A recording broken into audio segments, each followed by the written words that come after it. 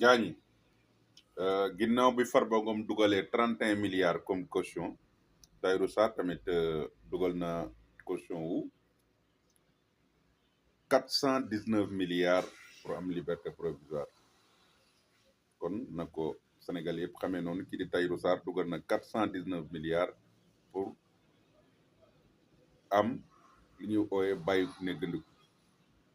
xibaar bi nag boo ku lire l'observateur di nga ko gis moom moo nekk ci xëtum bu njëkk l'observateur ñu wane ci Tahirou Sarr mu tàllal ay loxom nii di ñaan wax ne yéenekaay bi di l'observateur wax ne Tahirou Sarr dugal nag caution wu 419 milliards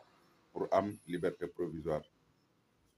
xaalis bi dafa féetee bor rek mais ndekete réew mi am na ci ñoo xamante ne nii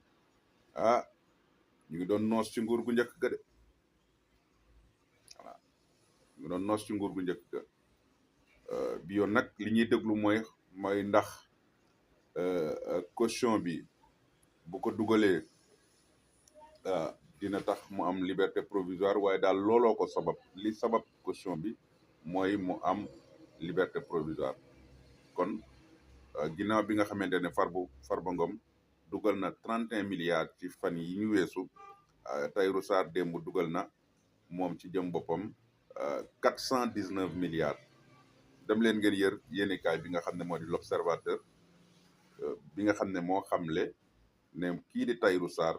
moom dugal na caution wu 419 milliards pour am lii ñuy ooyee LP di liberté provisoire lii mooy xibaar bi nga xamante ne nii bëggoon nañ ko partager ak yéen